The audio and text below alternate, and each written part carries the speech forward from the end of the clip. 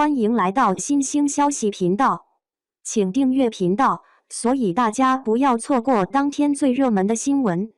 我们今天的时事通讯包括以下内容：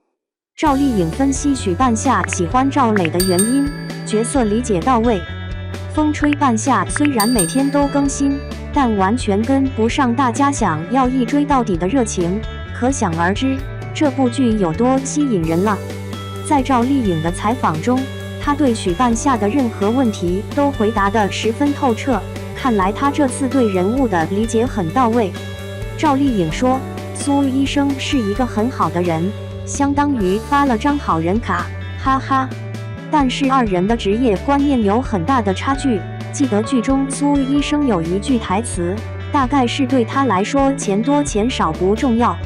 二人的经济实力也是相差悬殊，许半夏是个富婆，而苏医生虽然职业很伟大，但是经济实力却远远不及。赵丽颖直言，老苏 hold 不住许半夏。赵丽颖说，事业型女性很清楚自己的脾气和性格，许半夏喜欢旗鼓相当的人，所以当遇到事业优秀、性格又更沉稳的赵磊，许半夏就爱上了他。许半夏和赵磊都不会为了对方改变自己的初衷，反而每个人都在自己的工作中闪闪发光。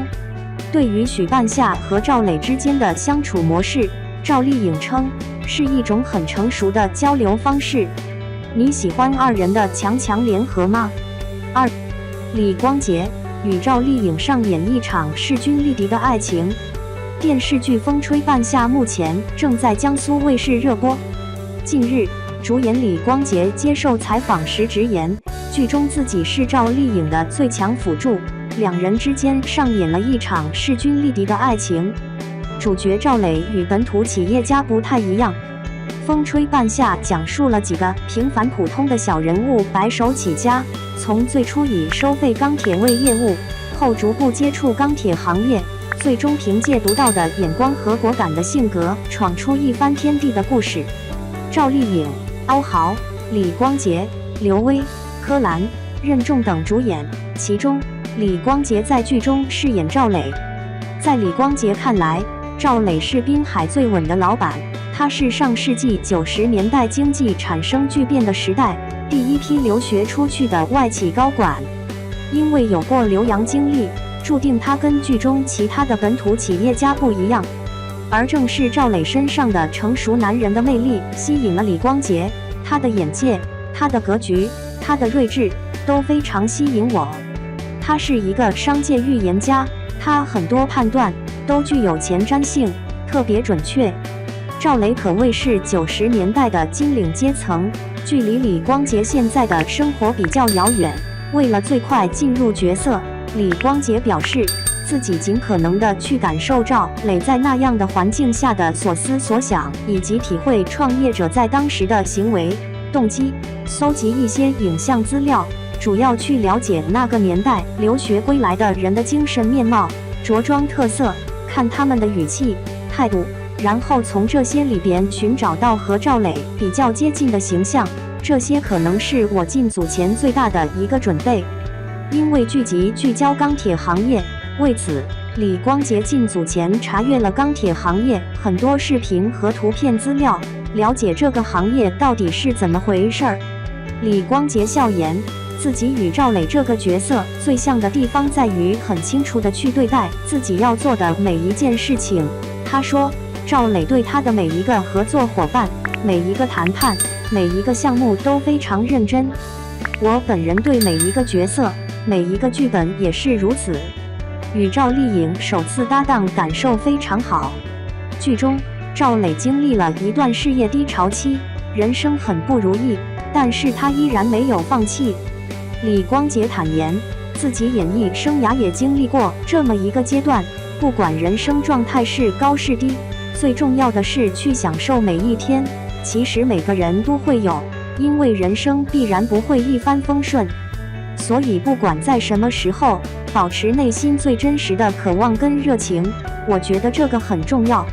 心态很重要，放平心态。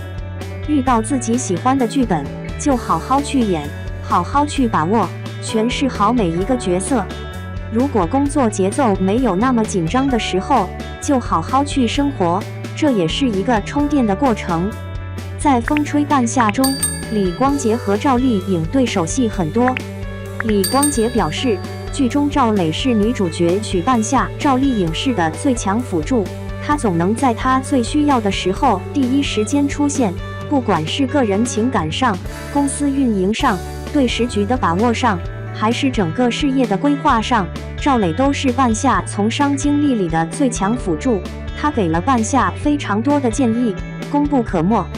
除了是工作上的最佳搭档，李光洁饰演的赵磊和赵丽颖饰演的许半夏也有一段不一样的感情戏。李光洁将之形容为势均力敌的爱情，两人之间的感情是成年人之间的爱情，他们目标一致，很理智，很清醒，他们都是很有头脑的人，因此对待对方都是那种欣赏、平等的姿态。谈及与赵丽颖的合作，李光洁表示，虽然是第一次合作，但是感受非常好，她进入角色速度非常快，而且她表达角色的情感浓度也特别高。她笑言，整个拍摄过程自己也是全情投入，充分信任对手赵丽颖，并期待以后有更多的合作机会。3. 风吹半夏，赵丽颖追求光，成为光，散发光。风吹半夏是由赵丽颖、欧豪、李光洁主演，讲述了改革开放前期90年代民营企业的创业故事，用温柔细腻的笔触刻画了一段段感人至深的故事。豆瓣给风吹半夏评分8.4分，它在2022年知乎评分最高的影视作品也高达9.1分。其中我最喜欢的就是赵丽颖饰演的许半夏，从她的身上我可以看到，哪怕出生草根，只要有梦想，敢于去拼搏，哪怕经历再多苦难，最后都会柳暗花明走向成功的。我也是一个怀揣梦想的女孩子，可是没有像许半夏那样敢想敢做，而她一直在追求光，成为光，到最后散发出自己的光芒。赵丽颖的演技一直都是非常好的，尤其这一次她把许半夏这个人物演绎得很细腻，能看出来人物性格坚硬、勇敢。半夏这个名字源于一副中药，生的半夏是有毒的，父亲之所以给他取这个名字，是因为他的出生导致母亲难产而去世。许半夏的童年是不幸的，父亲对他的不喜欢，自己又失去了母亲，就像一根野草一样生长。他遇见了陈宇宙，两人起初是一起经营一家废品站的，后来加上童潇其就一起创业，共患难。慢慢的，许半夏也学会了笑脸迎人，在酒会上拼酒，为了打好关系，他一户一户的敲门送礼。许半夏和老大们一起去苏联进钢，可是大家都被骗了，其他人选择回国，只有许半夏一个女孩子在国外坚持要找到骗子，而且想找到新的进钢渠道。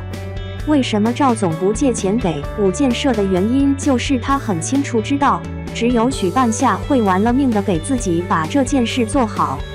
许半夏打电话和赵总说，从我决定一个人留在北边的这一刻开始，我发誓不可以空手而归。你知道我借了很多钱，光利息就能把我压垮，我要是这么回去，我们就彻底的失败了。我知道你的压力跟我一样大，但请相信我，如果我完蛋了，把你连累了，我会用所有的方法来补偿你。让我看到这就是赵丽颖本人，出生于农村，有野心，特别努力，也很有实力的一个女孩子。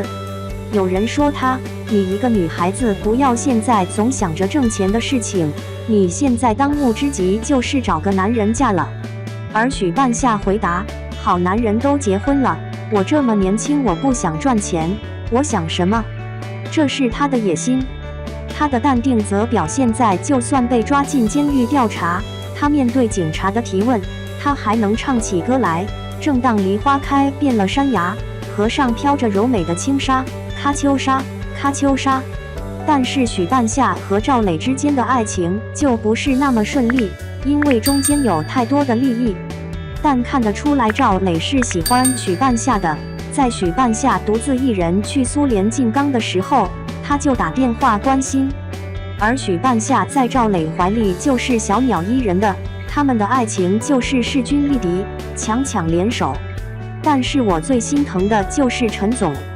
他因为创业守在堆场很多年，由于堆场是被污染过的，而且居住环境特别差，导致患上肺癌晚期。看着他吐血咳嗽的样子，我真是内心无比难受。我们都是平凡而普通的人，想要赚钱，谁不是拼尽了全力？正如现在的年轻人，因为房贷车贷，这一辈子都活得很励志，而只要活得励志，这一生都是病。当许半夏看到陈宇宙因为长期住在环境差的工地上而得癌症的时候，他的内心就很想补偿他，花钱找人陪他谈恋爱，只为了让他开心，亲自给他做干鱼，就连后面的钢厂命名也是宇宙钢铁有限公司。可怜的就是陈宇宙喜欢的女孩子周希，就是一个婚托，但他还是十分珍惜和周希在一起的时光，他时时刻刻想见到这个女孩子。陈宇宙给这个女孩子花钱都是开心的，而好兄弟童潇齐都劝说他不要当冤大头。陈宇宙的爱情不顺利，甚至充满着金钱的味道。周希是许半夏花钱雇来和他谈恋爱的，但是童潇齐的遇见一个真心爱他的女孩子，这个女孩子叫高心怡，小名野猫。野猫身上有着叛逆之心，从小家境好，妈妈也把她未来的路都铺好了。可是她不喜欢这样一眼望到头的日子，所以野猫喜欢童潇齐，对他是一见钟情的。因为自己的父亲也是在创业初期顶替母亲去坐牢，所以他知道并不是所有坐过牢的男人都是坏人，或许童潇齐就是重情重义的男人。况且他对许半夏老大那么好，野猫就想着，如果自己成为他的女朋友或者老婆，是不是他会对自己更好呢？风吹半夏这部剧励志，没有任何杂质，赵丽颖的人设感染力强，那就让我们追求光，成为光，散发光吧。